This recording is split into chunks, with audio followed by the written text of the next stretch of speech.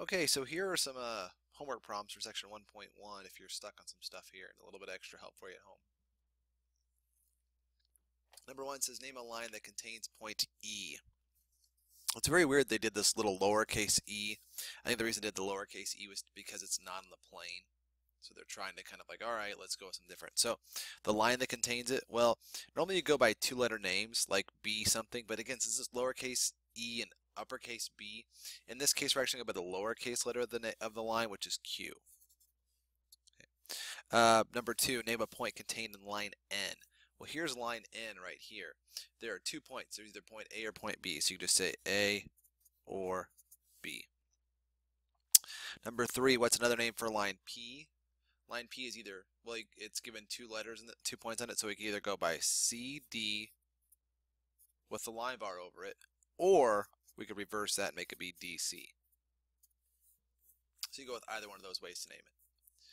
And then number four, name the plane containing lines N and lines P. Well, that's the whole plane here. Now you can do this a couple different ways. You could pick 3 points, like A, D, C, in any kind of order of arrangement of that you want. Or use what they did, which is the uppercase letter, and I'm not going to be great at drawing this, but I'll do it the script way like they did it. That's a G there, or you could just say G. Or if you want to do it italicized, like, you know, good old cursive, that's fine as well. So yeah, there we go. That's the first 4 there.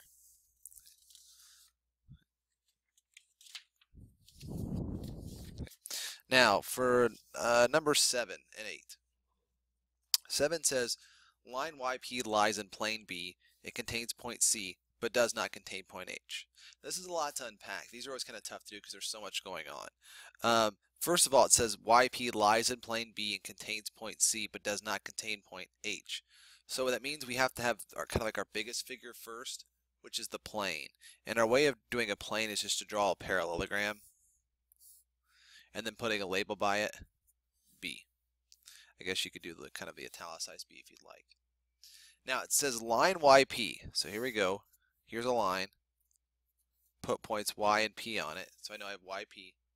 It contains point C. So point C is on that line somewhere. It doesn't necessarily matter where, but it's just on there somewhere. But the line, that's the key part. YP does not contain point H. Okay. So just make sure that point H is off the line. Easy enough. Number 8. Lines Q and F intersect at point Z in a plane U. Okay. So again, biggest figure we have is a plane. So we'll draw a plane out. And it says plane U. So we'll do that with the kind of the weird cursive little thing they got there, little tail. And Q and F intersect at point Z. So here's Q. Here's F. We'll call that point there Z. Okay. There we go.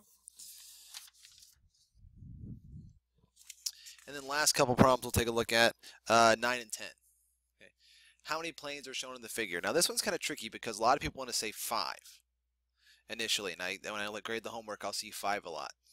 They're thinking the 1 on top and the 3 on the side here. Because if you kind of think of this prism here, it's got a top and then 3 sides. This side, and the back side.